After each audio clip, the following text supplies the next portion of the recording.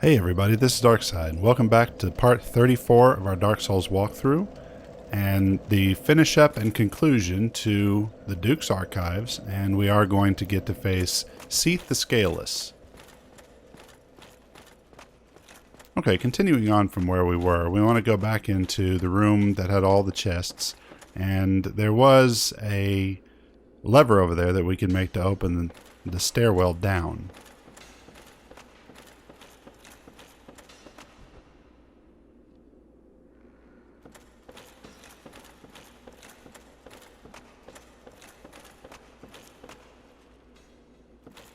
Making sure that I didn't forget any of the chests.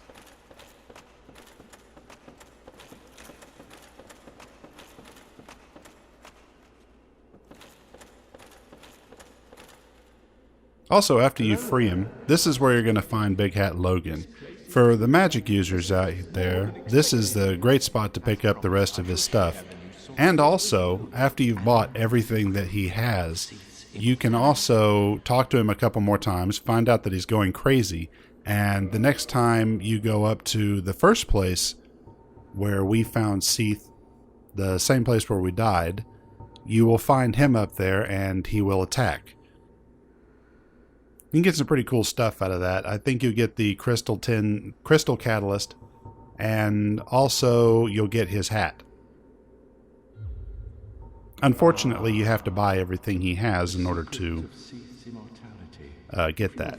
He also tells you the secret to Seath's immortality. Seath is a true undead, different from ourselves. His wounds close promptly, and no mortal blow affects him, granting true insulation from death. His wounds close promptly, and no mortal blow affects him, granting true insulation from death. It is an effect of the primordial crystal, a sacred treasure pillaged by Seath when he turned upon the ancient dragons. So only by destroying the primordial crystal can you so much as scratch his hide. And it so happens, the primordial crystal is in the inner garden of these very archives, the Crystal Forest. Farewell.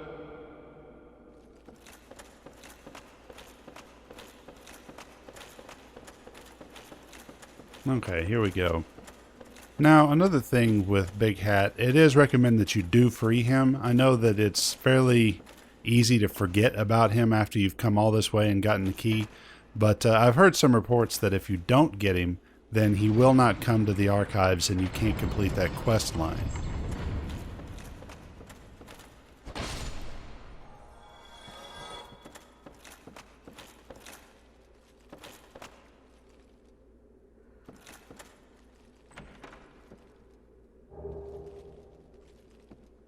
Give you some prism stones for the upcoming little venture we're about to have here.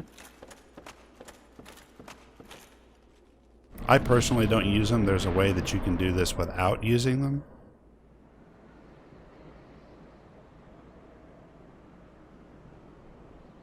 Okay, now this place around here is just full of blue crystal golems.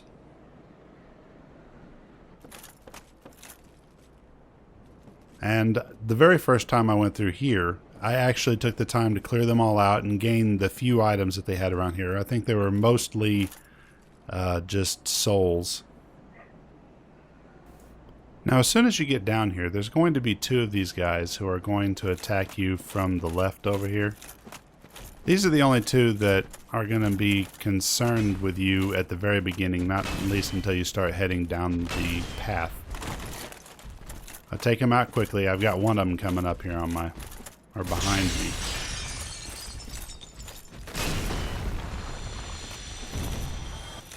Okay, now if you bother to do Segmire's quest, being namely the one where you actually help him while in Andorlando to defeat the 3 silver knights that are in a room, then you will actually find an extra golem out here, a golden one.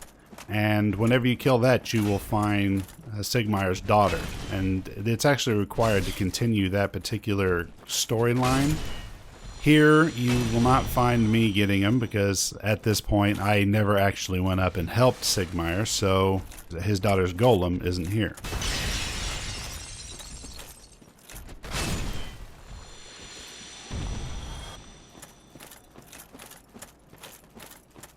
Anyway, I went ahead and cut out some of this stuff here so we don't watch me kill all of these golems over here. It gets a little tedious after a while.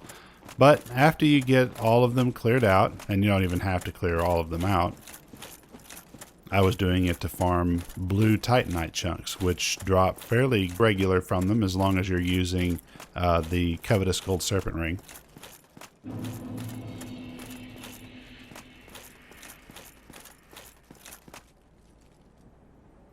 They also drop quite well from the butterflies down here, although they're a bit more tricky in order to actually fight, so I tend not to do them.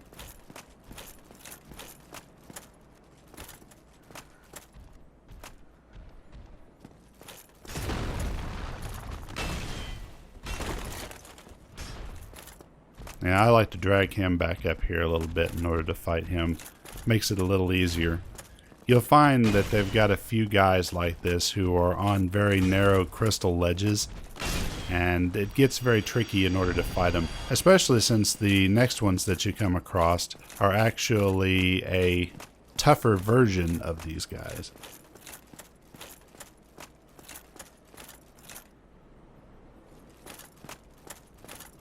But thankfully, once they die, they don't come back.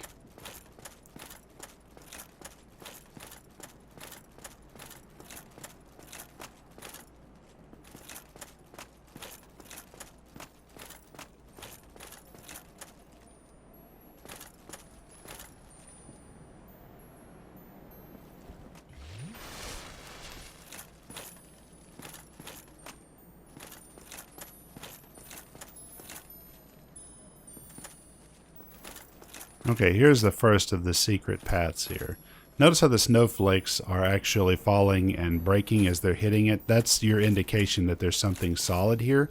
You can use that instead of the prism stones in order to find your way through the biggest majority of this place. Possibly with the exception of actually going after the blue titanite slab.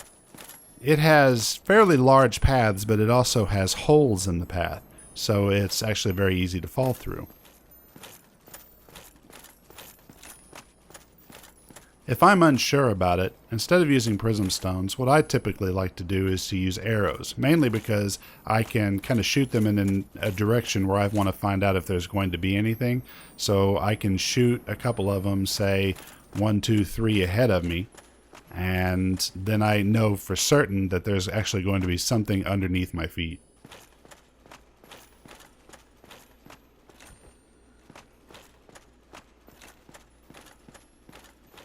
Looking around here, making sure we get all the items.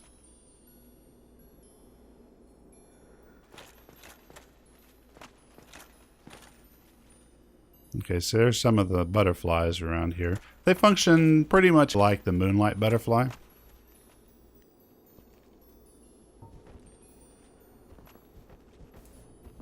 Okay, now this part, I'm bringing out the bow in order to try to pull this golem over here.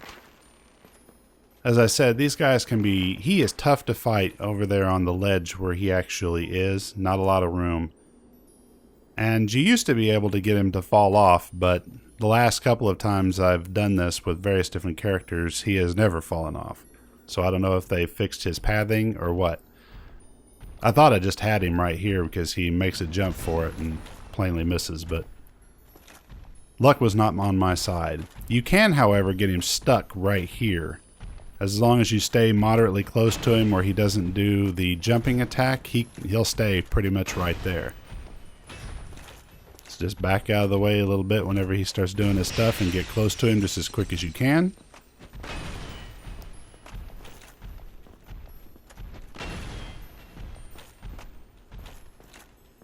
You'll see here in just a moment I'm getting ready to get far enough away from him to let him jump at me.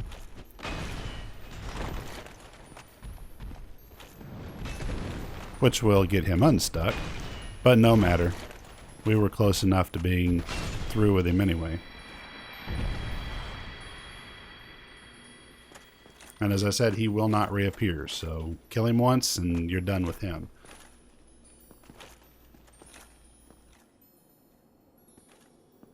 Keep watch for these NPC messages that you're going to see here. You'll see them in a couple of different places. Now, if you're online, you're most likely going to see a bunch of them from a lot of people, but they really let you know kind of where some of these hidden pathways are.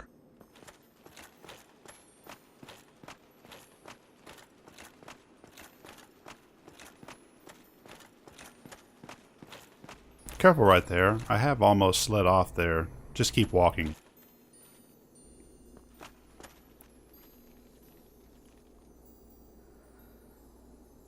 Okay.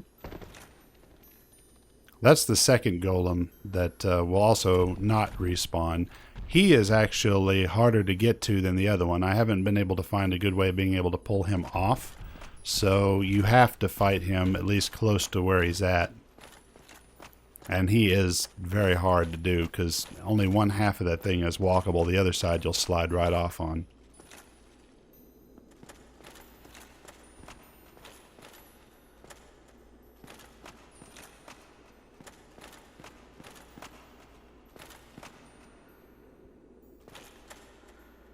Okay, now here we're going to come across several of the man-eater shells.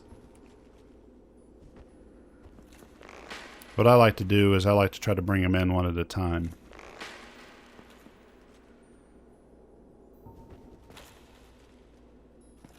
I was using poisoned arrows here, but you don't necessarily have to use them. All you really want to do is to bring them out one at a time. These guys can be kind of a giant pain to fight in multiples at one time, and they take a few hits in order to kill them. Now, if any of you have actually been down to the Great Hollow section, there are a few of these guys down there, although they are a bit tougher than the ones that are up here. But they are an excellent source for farming Twinkling Titanite.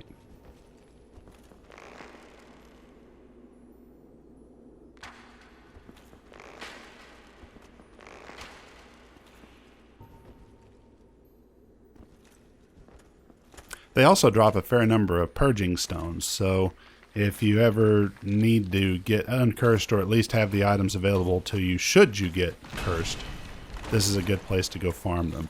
Be careful though.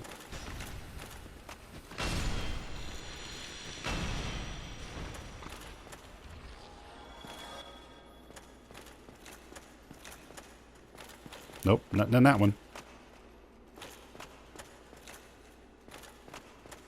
Also notice here that it gets to be a little tedious bringing them all the way back here because then you start not being able to see the ones that are in front of you. And you're having to fight them around the same place where you're killing them.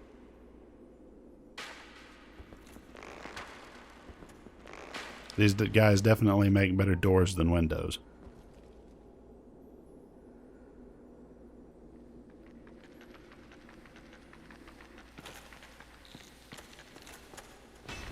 Now that rush attack right there, if you get hit by it, it's actually, if you're not blocking it, it's a very damaging attack. Even if you are blocking it, it tends to take off a lot of endurance, and it can also take off health as well. I mean, it's a very strong attack, so avoid that one as much as you can.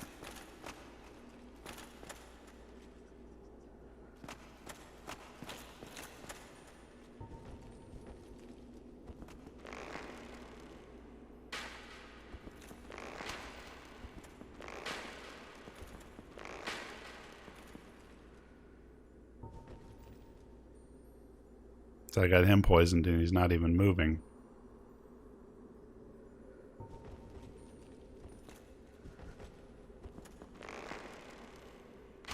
Switch to some regular arrows. They're not getting any more damage off of him, so that's pretty much wasted. We're not the greatest archer in the world, and I don't have the hawk ring on, so we're not getting that double range out of it.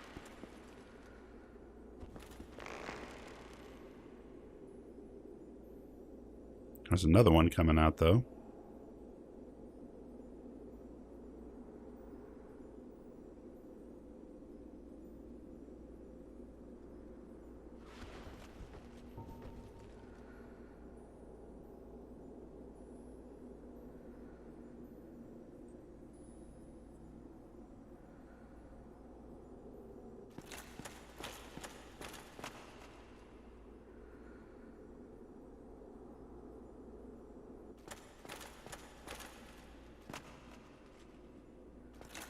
Now, the very first time that you come through this particular area, you will want to take the time to kill all of these guys.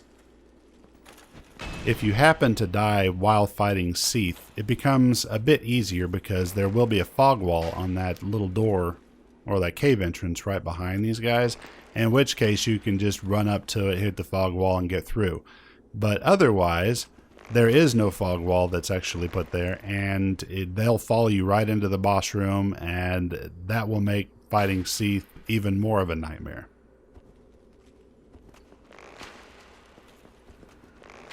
Couldn't get that one, but it looks like we're going to be able to get this one here.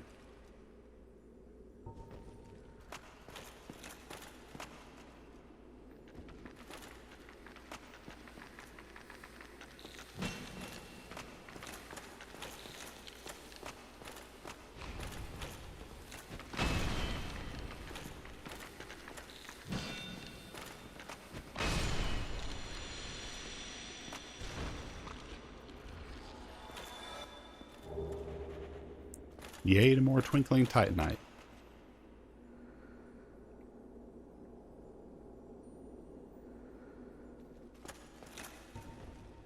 Well, he's still ticking down.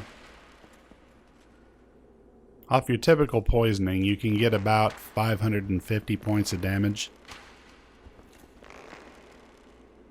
There we go. We finally got him moving.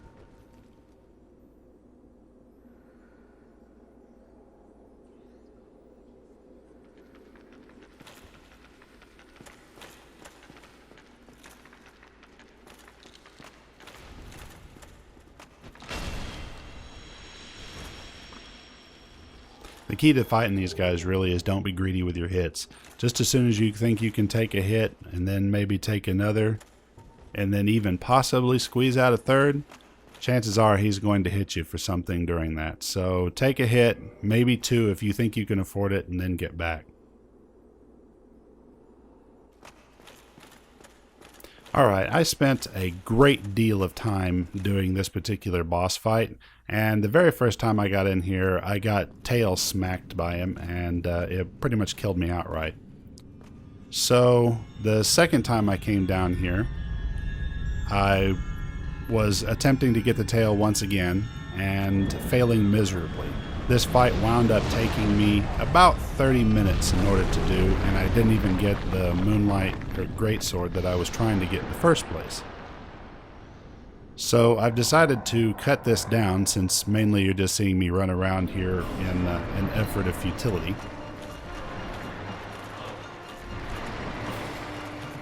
Also, the first time that you come through here, you'll actually start in between the crystal shard over there and him.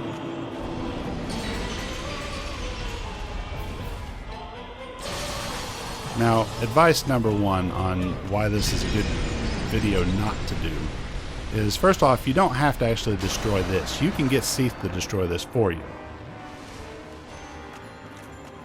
And it's actually a really good way of getting behind him to get to his tail, at least the first time. You can see how he's stunned by that.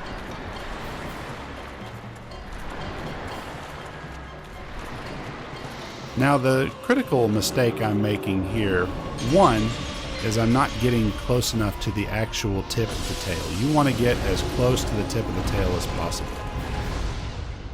As a matter of fact, as soon as we're done with this particular boss fight, I loaded up one of my other characters, and I did it the right way, just to kind of give everybody a good idea on how to get the tail and how to kill Seath in an easy way instead of, well, this. Also, if you stand in the crystals, you will start to build up curse. If you run through them or try to get out of them, you seem to build it less. So if you ever find yourself in crystals, try to get out of them. Now, a few things here. Seath is very, very weak to fire, as I'm getting ready to demonstrate here. The Claymore I was using there is my Divine Claymore, and I don't recommend using Divine weapons on him at all. As I found out, it is practically useless. Same thing goes for magic. Magic weapons are nearly useless because he has a very strong resistance to magic itself. Pyromancy, on the other hand, he is very weak to. He's also very weak to lightning.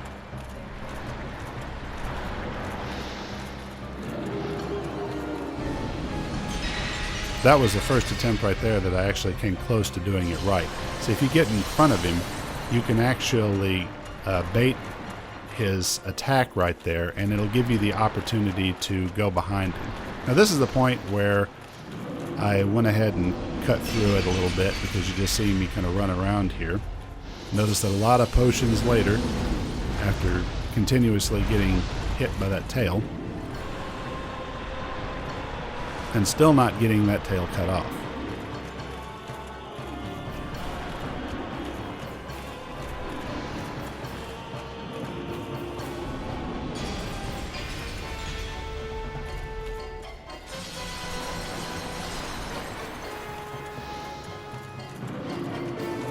I've also switched weapons here. I did this mid-fight on this just because I noticed that I wasn't getting anywhere with my claymore. And I switched to a lightning weapon, the lightning Balder side sword that I'd been using occasionally. And you notice that it's doing a lot more damage than my divine weapon was the first few times that I hit him. Still wasn't able to get that tail off, however.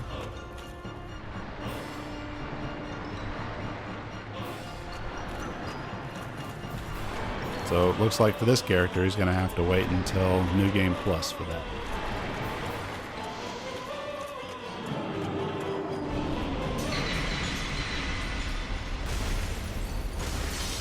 So that was one of the first few good hits I started to get on this tail.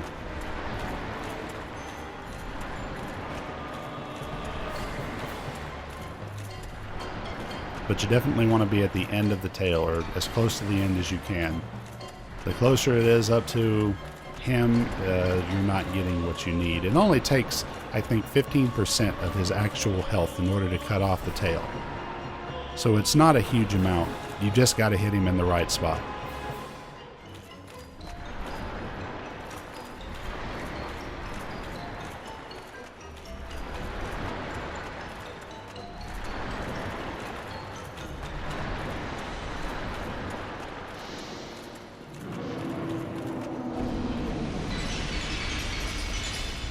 His tail's actually stuck in the wall there, so there was no chance I was ever going to get close to it.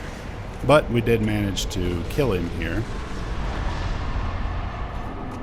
I had thought about not doing it, but after 30 minutes of running around here, I just gave up and said, nah, it's alright, I don't think I'm going to worry about that. I knew I had another character that I could demonstrate it with.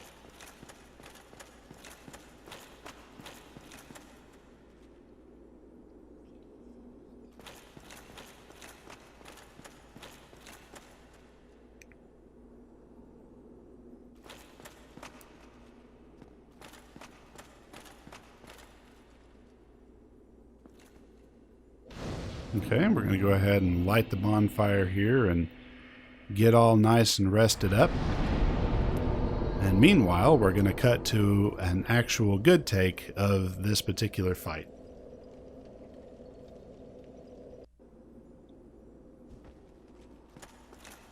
Okay, now this is a sorcerer build. You might not be able to tell it from all the heavy armor that I'm wearing here, but this is a sorcerer build, or at least it started out that way.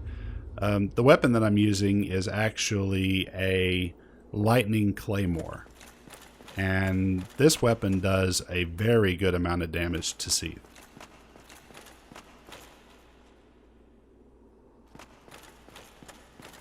Since I had to cut out the last one, this one you're going to get to see it in its entirety. Good thing is it's not actually all that long, and I do get the tail.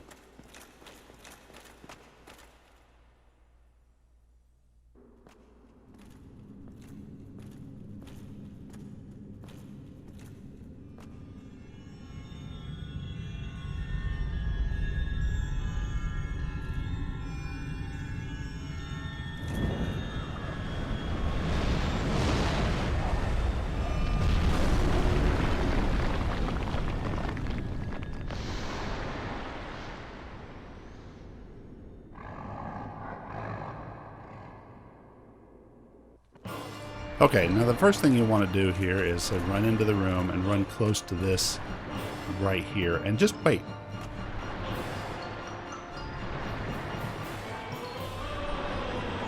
This is the first best. See, he's getting ready to attack here. So what we want to do now is, since we've got him into his attack mode, we're going to run around him, and we're going to get a swipe on the tail. Unfortunately, I didn't get enough in order to take it off. I've seen this actually done where you get the tail in just the very first time you did that. And that's your best opportunity to actually get that tail off in one swipe. Otherwise, you still have plenty of other opportunities to do it. You've just got to be patient.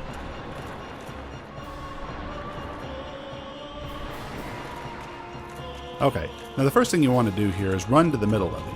Whenever you run to the middle of him, you will cause him to do one of his attacks, and that allows you to get behind him and actually have a chance at his tail. You still have to be careful, though, of him doing the whole tail smash thing, because that can do a tremendous amount of damage, and it's not guaranteed where it's going to land, so he's pummeled me to death in one of those things without me being able to move.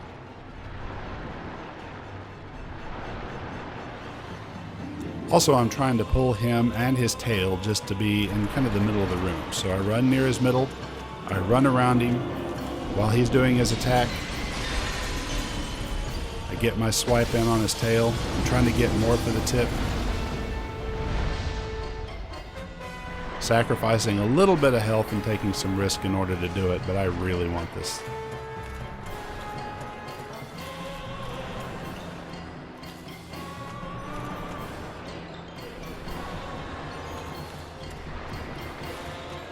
But by dragging him out here, this way we want to make sure that his tail is not in a wall.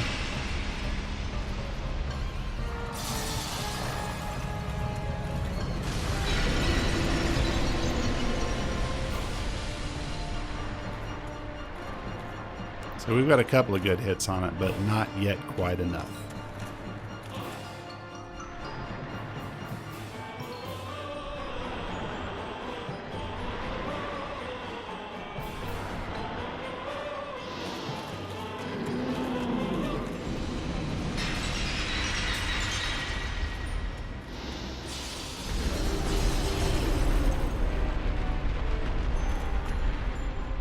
You got me with that one good.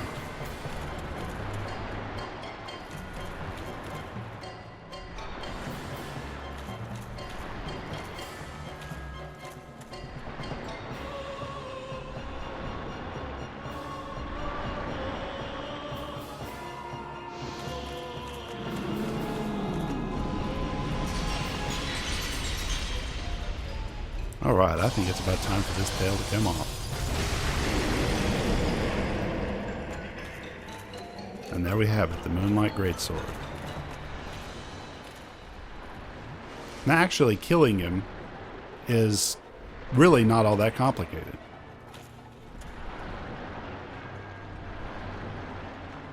It's actually more complicated, I think, in order to keep him alive long enough to cut that tail off than actually killing him. So the lightning does a pretty good amount of damage. You get in a couple of good strikes.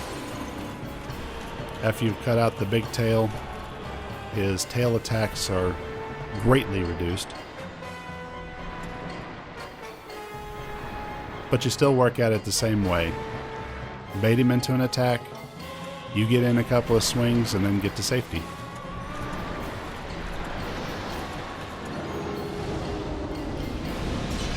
So he is very weak to fire here.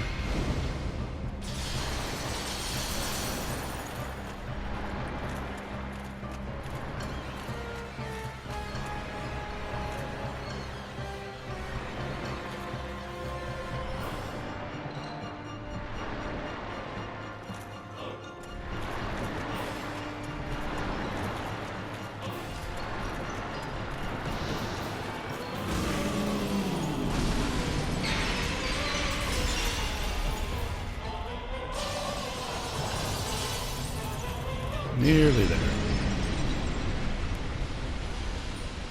Good thing to get away from those explosions if you can.